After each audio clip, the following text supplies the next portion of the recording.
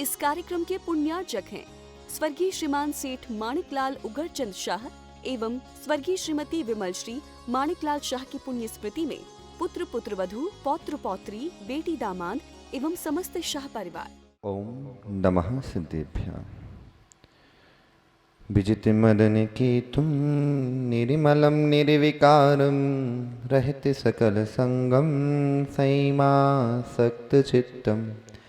सुनय निपुणे भावं ज्ञात तत्त्वप्रपञ्चं जन्म मरण भीतुं सद्गुरु नौमि नित्यं जन्म मरण भीतुं मम गुरु नौमि नित्यं जन्म मरण भीतुं विशुद्ध गुरु नौमि नित्यं। बोलिए अनंतानंद सिद्ध परमेष्टि भगवान की, आचार्य भवन 108 विशुद्ध सागर जी महामुनि राज की, पूज्य मुनि श्री सुप्रभ सागर जी प्रणत सागर जी महाराज की।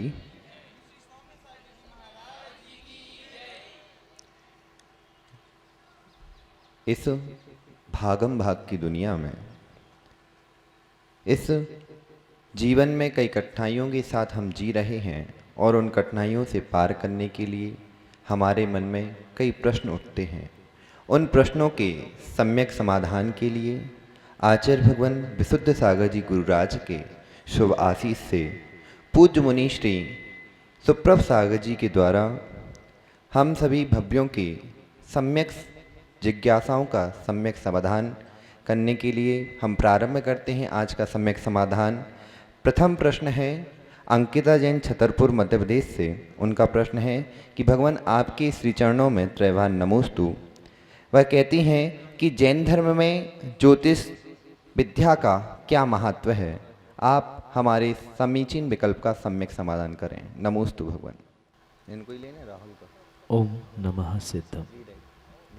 परम पूज्य आचार्य भगवान गुरुवर विशुद्ध सागर जी महाराज के,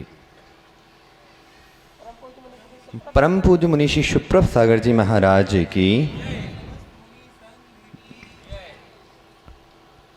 ज्योतिष विद्या मात्र किसी एक दर्शन एक धर्म से संबंधित नहीं है, अपितु कहीं न कहीं जो ये ग्रह नक्षत्र तारे आदि है उनका जीव द्रव्य पर किस प्रकार से प्रभाव पड़ता है उस पर ये निर्भर करता है कि ज्योतिष आदि कब कहाँ कैसे हुआ करता है। भले ही अनेक दार्शनिकों की अनेक धर्मों की भिन्न भिन्न मान्यता इस ज्योतिष को लेकर है, पर जैन धर्म में भी पूर्ण रूप से आचार्य भगवंतों ने इस ज्योतिष का महत्व कहा है। भले ही निमित्त नैमित्तिक संबंध के रूप में इन ग्रह नक्षत्र ज्योतिष आदि आदि का महत्व कहा है, पर ये अवश्य समझना होगा कि ये निमित्त नैमित्तिक संबंधों की अपेक्षा से वहाँ पर कुछ न कुछ प्रभाव जीवों पर इस ज्योतिष आदि का होता है।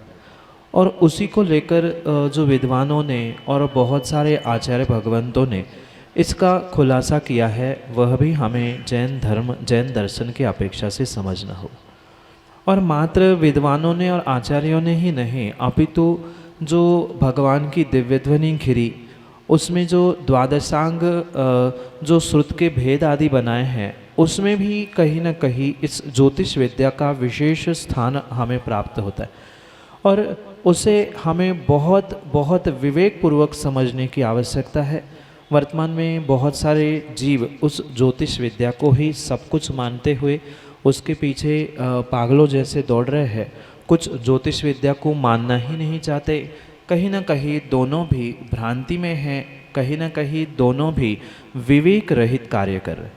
इसलिए कुछ अंशों में ज्योतिष को निमित्त नैमित्तिक संबंधों से समझते हुए ये अवश्य समझे कि जो ये ग्रह नक्षत्र है जो कि ज्योतिष देवों के विमान होते हैं और ढाई द्वीप में उनका जो गमनागमन होता है, उनके गमनागमन के निमित्त से जीव के परिणामों में प्रभाव होता है। जैसे कि सामान्य दृष्टांत आपको बताए तो जो चंद्रमा होता है, चंद्रमा कितने योजनों दूर होने पर भी चंद्रमा की जैसी ही कलाएं कम्बड़ होती है, वैसे ही समुद्र का पानी भी कम ज़्यादा होता है। ज्वार भाटे आना, उसका पानी बाहर तक पहुंचना, कम होना, ये जैसे देखने में आता है, ऐसे ही उन चंद्रमा, सूर्य, ग्रह, नक्षत्र आदि के निमित्त से जीवों के परिणामों में, परिणति में, क्रियाओं में कुछ न कुछ विशेष प्रभाव भी पड़ता है और उसका गणित ही ज्योतिष के माध्यम से समझाया जाता है, जो कि मात्र निमित्त नैमित्तिक के रूप में ही स्वीकार करना होगा। सर्वथा ज्योतिष से ही सब कुछ कार्य होता ऐसा नहीं है और ज्योतिष से कुछ नहीं होता ऐसा भी नहीं है।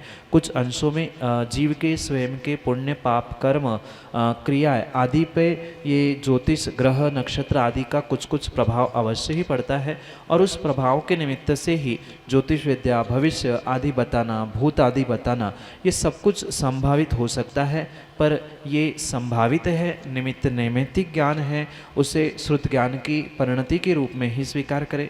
यही आपके लिए सम्यक समाधान। अगले समीचीन विकल्प के लिए परम पूज्य श्रवणाचार्य आचार्य भगवान विनिश्चय सागर जी के संगस्थ बाल ब्रह्मचारी राहुल भैया जी। नमोस्तु महाराज जी। हमारा प्रश्न ये है कि मौसम के अनुसार श्रावक और श्रवण आहार आदि के द्वारा वैयावृत्ति कैसे करें? नमोस्तु भगवान, नमोस्तु। वैयावृत्ति करना ये श्रावक ही नहीं, अपितु श्रमणों का, साधुओं का भी आद्य कर्तव्य होना चाहिए। आचार्य भगवंतों ने तो इतना कहा है कि जो श्रावक या जो साधु कभी भी किसी साधु की, श्रावक की, त्यागी व्रति की वैयावृत्ति नहीं करता, वह इस धरा पर भार समान है। और वैयावृत्ति का श्रेष्ठ साधन मुनिराजों की आहारचर्या आदि करवाना, स्वयं चौका लगा के या जैसा जहाँ अनुकूल समय स्थान हमें मिले उसके अनुसार स्वयं के द्रव्य का दान देते हुए या उत्कृष्ट रीति से उसका शोधन कराते हुए मौसम, प्रकृति आदि समझते हुए कार्य करना, ये श्रावकों के लिए वैयावृत्ति का एक श्रेष्ठतम साधन कहा। क्योंकि बाकी सब निमित्तों से तो वैयावृत्ति होना स्वाभाविक बात है, पर अगर आपने मौसम, प्रकृति, चाहे साधु की प्रकृति हो, मौसम की प्रकृति हो, इन सबको देखते हुए उनका निर्विघ्न आहार करवाया है, तो पक्का मानना आपने उनके लिए अभय दान, औषध दान, शास्त्र दान और आहार दान, चारों दानों को देते हुए स्वयं का भी और सामने साधु का भी श्रेष्ठतम उपकार ही किया। ऐसे समय में जब आहार दान आदि देने का मौका मिलता है तो आपको साधु की भी प्रकृति और वर्तमान में जो बाहर की प्रकृति, जिसे सामान्य भाषा में मौसम कहा जाता है, उसे समझते हुए ही आहार बनाना और आहार करवाने की आवश्यकता। माना कि ठंड के समय चल रहा है, उस ठंड के समय में आपको सामने वाले साधु की क्या प्रकृति है, उसका स्वास्थ्य कैसा है, उसकी उम्र क्या है, उसका पढ़ाई आदि आदि का तरीका क्या है, इन सभी बातों को सामने रखते हुए ही ये निर्णय करने की आवश्यकता है कि उस समय पर उन साधुओं को हमें किस प्रकार से आहार करवाने चाहिए। क्योंकि सभी मौसम का भोजन एक समान नहीं होता है। जो गर्मी का समय होता है उस समय पर तरल पदार्थों की मात्रा अधिक करते हुए वहाँ मुनिराजों को भी तरल पदार्थ अधिक ग्रहण करना पड़ता है। इसलिए तरल पदार्थों में बहुत सारे प्रकार बनाकर उनका पेट भरे, ऐसी व्यवस्था गर्मी के दिनों में करनी चाहिए। ठंड के दिनों में अधिक से अधिक ऐसी सामग्री होनी चाहिए जिससे ठोस उनका पेट भरे, ऐसे जो सामने वाला पचा सके। क्योंकि माना कि सामने वाला साधु 75-80 साल का है और आप उसको बादाम का हलवा खिलाओगे तो वो पचा नहीं सकते। वही 25-30 साल की उम्र का साधु है, पढ़ाई लिखाई कर रहा है, साधना उपवास आदि चल रहा है, उनके लिए गरिष्ठ चीज़ें, बादाम का हलवा आदि आदि दोनों प्रकार की प्रकृतियों को देखते हुए ही आपको व्यवस्थित करने की आवश्यकता है। क्योंकि आप संघस्थ है और संघ में रहते हैं तो इस बात को आपको विशेष रूप से ध्यान रखना होगा कि साधु का कैसा स्वास्थ्य है उसके अनुसार भोजन भी उनको उस प्रकार से ही देना चाहिए। और ये बात बहुत अच्छे से मैं तो कहना चाहता हूँ कि सीधा सा गणित इतना है आहार कराते समय कि श्रावक स्वयं के लिए कैसा भोजन बनाता है और कैसा स्वयं करता है, बिल्कुल वही सोचकर ही साधु के लिए भी आपको उत्कृष्ट से उत्कृष्ट भोजन बनाना और कराना चाहिए। क्योंकि आप भी कभी ठंड के दिनों में ठंडा भोजन नहीं करते हैं, जबकि साधु को करते समय लगभग यही होता है कि सुबह 8 बजे बना लिया और 10 बजे हम आहार करवा रहे हैं। तो इतना विवेक रखने की आवश्यकता है कि कम से कम जो भोजन बना है वो ठंडा ना हो। इसका मतलब ये नहीं है कि साधु चौके में पहुंचे और फिर हम गर्म करें, ये व्यवस्था आगमोक्त तो नहीं है। व्यवस्था ही ऐसी होनी चाहिए कि भोजन बनाने के बाद भी उसको इतनी व्यवस्थित तरीके से गर्म रखा जा सकता है जिसके माध्यम से वह साधुओं की समिति में दोष भी ना लगे, उनकी आहारचर्या भी व्यवस्थित हो जाए। क्योंकि जितनी अच्छी उनकी आहारचर्या होती है उतनी ही दिन भर की साधु की साधना भी अवश्य ही उत्कृष्ट होती है। और साधु की जितनी उत्कृष्ट साधना होगी उसका छठा हिस्सा भी आपको लगेगा, अनुमोदना का भी पुण्य मिलेगा, वैयावृत्ति का फल मिलेगा, दान का भी फल मिलेगा। इसलिए ये विवेक पूर्वक कार्य आपको करना होगा। गर्मी के मौसम में आप सोचे कि महाराज ने गर्म कहा है तो गर्मी के मौसम में आप गर्म खिलवाओगे तो उनको स्वास्थ्य और खराब हो जाएगा। तो ये सब कुछ मौसम देखते हुए ही आपको करने की आवश्यकता है। क्योंकि आपने मेहनत तो बहुत समय से की, पर मेहनत कब कहाँ किस प्रकार से करनी है ये भी आपको समझने की आवश्यकता है। क्योंकि जैसे घर में कोई मेहमान आते हैं, रिश्तेदार आते हैं, तो उसको देखकर आप भोजन बनाते हो। क्योंकि माँ समझदार होती है और गृहिणी विशेष करके सामने वाले के मतलब बच्चा है, युवा है, प्रौढ़ है, उसके हिसाब से ऐसा भोजन बनाती है, परोसती है। बिल्कुल ऐसा ही आचार्यों ने कहा है कि आहार कराते समय श्रावक को अपने आप को माँ और साधु को अपना बेटा मानते हुए ही बहुत विवेक पूर्वक आहार कराने की आवश्यकता है। किसके ऊपर क्या नहीं चलाना, किसके साथ क्या चलाना आदि का भी विवेक रखते हुए अगर ये आहार दान की वैयावृत्ति आप श्रेष्ठतम करोगे तो विश्वास मानना आने वाले समय में भी आप अपने शरीर, मन और सभी विषयों में तंदुरुस्त रहोगे। यही आपके लिए सम्यक समाधान। अगले समीचीन विकल्प के लिए ऋतिक जैन टीकमगढ़। महाराज जी के चरणों में नमोस्तु। मेरा समीचीन प्रश्न यह है कि हम जब भगवान की स्तुति करते हैं, स्तुति वंदना पाठ संस्कृत भाषा में करते हैं जिसको हम समझ नहीं पाते, क्या उसका फल हमें मिलेगा या नहीं? नमोस्तु महाराज जी। भगवान की स्तुति वंदना पाठ आदि आप किसी भी भाषा में करें, पर अगर आपके भाव वहाँ अच्छे हैं तो आपको नियम से उसका फल मिलेगा। और भले ही हिंदी भाषा में जो आपको पता है, समझ में भी आ रहा है, और ऐसा पाठ करते हुए माना कि आपके भाव नहीं लग रहे हैं, तो उसका फल आपको बिल्कुल भी नहीं मिलेगा। इसलिए ये समझे कि भाषा कोई भी हो, उस भाषा का आपको अर्थ भी नहीं पता हो, पर वहाँ आपको ये बात पता है कि हम भगवान की भक्ति कर रहे हैं, स्तुति कर रहे हैं, या इतना भी पता है कि भक्तांबर पढ़ रहे हैं तो हम आदिनाथ भगवान की स्तुति कर रहे हैं, कल्याण मंदिर पढ़ रहे हैं तो हम पारसनाथ भगवान की स्तुति कर रहे हैं, स्वयंभू स्तोत्र पढ़ रहे हैं, 24 तीर्थंकर की स्तुति कर रहे हैं। तो इतना भी हमें बोध है तो भी हमारा काम बन जाएगा। क्योंकि भक्ति भाषा से नहीं होती, भावों से हुआ करती। और उन जितने विशेष भावों को आप उन भक्ति, स्तुति, वंदना आदि करते समय प्राप्त करोगे, उतना ही विशेष फल भी आपको उसके निमित्त से मिलेगा। इसलिए ज़रूरी नहीं है कि किसी हमें आने वाली भाषा में हम भगवान की स्तुति वंदना आदि करें। हमें जिस भाषा में मन लगे, कभी हिंदी पढ़ने समय, कभी संस्कृत, कभी प्राकृत, जैसा हमारा मन करे, जैसे हमारे भाव करे, हम वैसा ही भगवान की स्तुति वंदना करें। पर सभी समय में ये ध्यान रखें कि हमारे भाव विशुद्ध होने चाहिए और उसका अर्थ अगर हम समझ पा रहे हैं तो उसका विशेष फल मिलेगा, ये तो पता ही है। अगर माना कि नहीं भी पता है अर्थ तो भी हम पढ़ रहे हैं तो मिलेगा ही मिलेगा। जैसे भोजन करते समय भी आपको पता नहीं है कि ये सामग्री, ये सब्जी किससे बनी है, कैसी बनी है, किसने बनाई है, पर फिर भी मुख में रखने से, पेट में जाने से पेट भरता ही भरता है। ऐसे ही भले ही आपको ये ज्ञात नहीं है कि ये कौन सी भाषा में है, किसने लिखा है, इसका अर्थ क्या है, ये क्यों लिखा है आदि कुछ भी पता नहीं है, पर उसका उद्देश्य हमें पता है कि हम तो भगवान की भक्ति कर रहे हैं, हमें तो भगवान की भक्ति से मतलब है। जैसे भोजन करते समय हमें तो पेट भरने से मतलब, ऐसा सोचकर करने से पेट भरता है। ऐसे भगवान की भक्ति को, हम भावों को विशुद्ध करते हुए हमें तो भगवान की भक्ति करनी, गुरु से भक्ति करनी, इतना सोचकर हम करेंगे तो उसका विशेष फल भी आपको मिलेगा।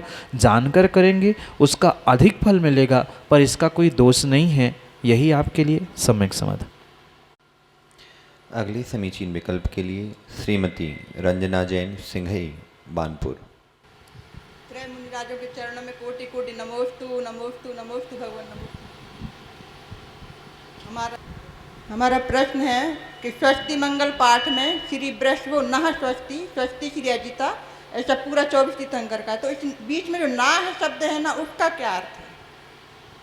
नमोस्तु महाराज जी, नमोस्तु महाराज जी। शब्दानाम अनेक अर्थ, एक शब्द के अनेक अर्थ हुआ करते। जैसा वहाँ पर संदर्भ अपेक्षा कवि की हुआ करती है, बिल्कुल वहाँ पर वैसे ही हमें अर्थ लेने की आवश्यकता है। जहाँ स्वस्ति विधान में या स्वस्ति पाठ में ऋषभो न स्वस्ति, स्वस्ति श्री अजिता आदि पढ़ने में जो नहा शब्द का प्रयोग किया जाता है, वहाँ नहा शब्द किसी निषेधात्मक नकारात्मक अर्थ में नहीं है, अपितु वहाँ यह अभिप्राय है कि ये जो आदिनाथ भगवान हैं, अजितनाथ भगवान हैं, यह 24 तीर्थंकर भगवान है, वह स्वस्ति करे, मंगल करे। तो किसका मंगल करे? वहाँ हम सबका मंगल करे, इस अभिप्राय से वहाँ नहा शब्द ग्रहण किया है। क्योंकि मैं यानी मेरा व्यक्तिगत कल्याण करे, ते यानी तुम्हारा करे, और हम सबका कल्याण करे, ऐसा जब अभिप्राय होता है तब नहा शब्द का प्रयोग किया जाता है। जैसे महावीराष्टक में भी शायद आपने पढ़ा होगा, सुना होगा, महावीर स्वामी नयन पथगामी भवतु में। अगर मैं कहा है तो मेरा व्यक्तिगत का आप पथगामी बने, और नहा यानी हम सबके लिए आप पथगामी बने, ऐसा जैसे महावीराष्टक में अभिप्राय है, बिल्कुल ऐसा ही यहाँ स्वस्ति विधान में भी हमें समझना होगा।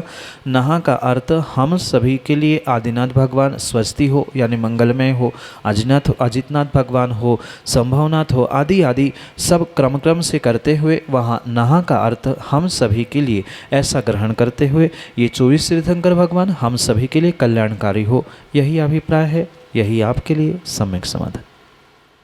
अगले समीचीन विकल्प के लिए नितिन जैन, बानपुर। महाराज जी के चरणों में कोटि कोटि नमस्तु। महाराज जी हमारा समीचीन प्रश्न यह है कि महाराज जी भैया जी की गोद भराई का क्या महत्व है? नमस्तु महाराज जी।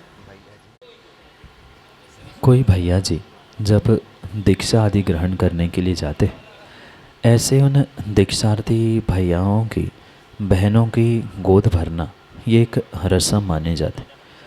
क्योंकि जैसे कोई श्रावक, श्राविका या कोई व्यक्ति विवाह के पूर्व बहुत सारे मांगलिक कार्यों को प्राप्त करता है, बिल्कुल ऐसे ही दीक्षा के पूर्व भी बहुत सारी मांगलिक क्रियाएं हुआ करती। गोद भरना ये एक सौभाग्य का प्रतीक माना जाता है। जैसे यहाँ उत्कृष्ट द्रव्यों से उन दीक्षार्थियों की गोद भरी जाती है, इसी भावनाओं के साथ भरी जाती है कि आप आज हम तो ये उत्कृष्ट से उत्कृष्ट द्रव्य आपके गोद में भर रहे हैं, पर कल आप साक्षात रत्नत्रय को धारण करते हुए आप अपने गोद को ऐसे ही हमेशा भरे रखना, इसी अभिप्राय से दीक्षार्थी भैयाओं की गोद आदि भरी जाती। जैसे घर में भी किसी माँ की गोद भरी जाती है सातवें महीने, 9वें महीने, 8वें महीने आदि अनेक अनेक जो परंपराएं होती है, वहाँ भी यही अभिप्राय होता है कि उस माँ की, उस कन्या की विवाह के बाद गोद भरी रहे, सूनी ना हो। इस अभिप्राय से जैसे गोद भरी जाती है, पंच कल्याणकों में भी तीर्थंकर की माँ की गोद भराई होती है, सादे आदि होती है। ये जैसे मांगलिक क्रियाएं होती है, बिल्कुल ऐसी ही ये मांगलिक क्रिया दीक्षार्थियों के साथ होती है कि आने वाले समय में आप इस दिगंबर दीक्षा के साथ साथ साक्षात मुक्ति वधु को वरने के लिए जा रहे हैं। आपकी गोद सूनी ना रहे। आज हम सामान्य इन पुद्गल द्रव्यों से, उत्कृष्ट द्रव्यों से आपकी गोद भर रहे हैं। कल आप साक्षात रत्नत्रय से आपकी गोद भरें और साक्षात सिद्धों के सुखों से आप अपनी गोद भरें, जिससे आपका आने वाला जीवन रत्नत्रय के मार्ग पर, मोक्ष मार्ग पर उत्कृष्टता की ओर बढ़ता जाए। इसी अभिप्राय से उत्कृष्ट द्रव्यों के साथ श्रावक उन दीक्षार्थी भैयाओं की या दीक्षार्थी बहनों की गोद भरते हुए उत्कृष्ट कार्य की भावना, उत्कृष्ट मार्ग की भावना उन जीवों के साथ भाता है। यही आपके लिए सम्यक समाधान। अगले समीचीन विकल्प के लिए श्रीमती रेखा नायक, बानपुर। महाराज जी के चरणों में बारंबार नमोस्तु नमोस्तु नमोस्तु। महाराज जी, जैसे माता जी महाराज जी बोलते हैं कि जैसे विधान करना चाहिए, तो जैसे मंदिर में अपन लोगों को टाइम इतना नहीं रहता कि अपन विधान कर लें, तो घर में बोलते हैं कि घर में यानी 5 बजे के पहले विधान पढ़ लो। तो जैसे विधान पढ़ते हैं तो उसमें अर्घ पढ़ना भी ज़रूरी है, घर पर पढ़ सकते हैं कि सिर्फ मंदिर में अर्घ पढ़ना ज़रूरी है? महाराज जी के चरणों में बारंबार नमस्ते। माँ, विधान का अर्थ मात्र कवियों ने लिखे हुए उन पद्यों को पढ़ना इतना बिल्कुल भी नहीं है। विधान तो मंत्रों के साथ ही हुआ करता है, क्योंकि श्रावकों के लिए जो देव पूजा आवश्यक कहा है, उस देव पूजा के आवश्यकों को ही विभाजित करते हुए आचार्यों ने स्पष्ट रूप से समझाया है कि जो प्रतिदिन की जाने वाली भगवान की पूजा है वह सामान्य रूप से अर्चना है। विशेष रूप से जो मांडना आदि आदि बनाते हुए भगवान की आराधना की जाती है, उसे ही विधान या पूजा का स्वरूप आचार्य भगवंतों ने श्रावकों के लिए कहा। और वास्तविकता तो यही है कि विधान का आपको अगर पूर्ण फल चाहिए तो कहीं न कहीं आपको श्री जी, यंत्र जी आदि के सामने ही बैठकर उस क्रिया को क्रियान्वित करने की आवश्यकता। अन्यथा मात्र उन पद्यों को पढ़ लेना, इसका किसी भी प्रकार से कोई भी औचित्य समझ में नहीं आता। अगर उस पद्यों के साथ आप मंत्रों का उच्चारण नहीं कर रहे हैं तो पद्य पढ़ने का क्या मतलब? पद्य तो हिंदी में लिखे हैं, वो कविता जैसे, स्तुति जैसे हमने पढ़ लिए। वास्तविकता में विधान पूजा का मतलब वह जो मंत्र होते हैं, चाहे अर्घ्यम निरूपमेति अष्टद्रव्य के निमित्त से हो, उनके साथ ही करने की आवश्यकता है। पर ये अवश्य समझे, आप चाहे घर में करें चाहे मंदिर में करें, मंदिर में करेंगे तो विशेष फल मिलेगा। घर में करने से कोई पाप बिल्कुल भी नहीं लगने वाला है, पर वहाँ पर भी आप ये ध्यान रखें कि मंत्रों के साथ वहाँ पढ़ेंगे तो आपको विशेष फल मिलेगा। माना कि उस समय आपके पास द्रव्य नहीं है, सामग्री नहीं है, या चढ़ाने की व्यवस्था नहीं है, या अन्य भी कोई आपको विकल्प हो रहे हैं, तो मंत्रों के साथ जहां आप स्वाहा पढ़ रहे हैं वही आप नमः पढ़कर अगर मंत्रों को पढ़ोगे तो वह एक अच्छा कार्य होगा, आपका विधान भी पूर्ण माना जाएगा। अन्यथा पद्य पद्य पढ़ लिए तो किसके लिए पद्य पढ़ा? माना कि कोई 64 रिद्धि मुनिराजों का विधान किया और उसमें आपने किस लिए ये पद्य पढ़ा इसका ही बोध नहीं है, मंत्रों का कोई उच्चारण ही नहीं है, तो उसका कोई औचित्य समझ में नहीं आता। इसलिए ये ध्यान रखें कि घर में भी अगर अपन विधान पढ़ रहे हैं तो वहाँ मंत्रों के साथ ही पढ़ने की आवश्यकता है। पर मंत्रों में आप ये ध्यान रखें कि मंदिर में द्रव्य चढ़ाते हुए अगर हम कर रहे हैं तो पूर्ण रूप से स्वाहा करें। अगर मंदिर में नहीं है और सामान्य रूप से घर में भी द्रव्य के साथ कर रहे हैं, क्योंकि घर में भी बैठे बैठे हम परोक्ष रूप से विधान कर सकते हैं। कई स्थानों में ऐसा भी देखने में आता है कि कुछ विशेष अवसरों पे घर में विधान होते हैं, श्री जी नहीं है, यंत्र जी है, कभी यंत्र जी भी नहीं है, तो ऐसे समय में भी आप स्वाहा करते हुए, द्रव्य चढ़ाते हुए पूजा विधान आदि कर सकते हो। माना कि द्रव्य भी नहीं है और फिर भी आपको पढ़ना है और समय बहुत कम है, तो ऐसे समय में भी आप मंत्रों के साथ ही उसका उच्चारण करें, और जितना मंत्रों के साथ उच्चारण करके आप विशुद्धि प्राप्त करने का प्रयास करोगे उतना ही विशेष फल उसके निमित्त से आपको मिलेगा। पर ये भी ध्यान रखें, द्रव्य चढ़ाते हुए स्वाहा बोला जाता है और द्रव्य नहीं है तो वहाँ नमः बोलकर उस मंत्रों को आप पढ़ें, क्योंकि वास्तविकता में फल मंत्रों के द्वारा ही हुआ करता है। मात्र हिंदी पद्यों को पढ़ने से कभी भी विधान का फल पूर्ण रूप से नहीं मिलेगा। हाँ, कुछ अंशों में शुभ उपयोग हुआ, शुभ वचन हुए, इस कारण से कुछ तो फल मिलेगा, पर विधान का फल मंत्रों के उच्चारण के साथ होता है। द्रव्य के साथ विधान कर रहे हैं तो स्वाहा बोलकर मंत्र बोले, और नहीं कर रहे हैं, बिना द्रव्य की कर रहे हैं, भाव विधान भाव पूजा कर रहे हैं, तो नमः बोलते हुए उस विधान को पूजा को करे, चाहे स्थान कोई भी हो, तो ही आपको विशेष फल मिलेगा। यही आपके लिए सम्यक समाधान। जय जन बंधु, हम सब लाभ ले रहे थे लोकप्रिय कार्यक्रम सम्यक समाधान का। प्रतिदिन कार्यक्रम का प्रसारण ठीक 4 बजे आदिनाथ टीवी चैनल के माध्यम से होता है एवं 5:13 पे यूट्यूब चैनल सुप्रवाच के माध्यम से होता है।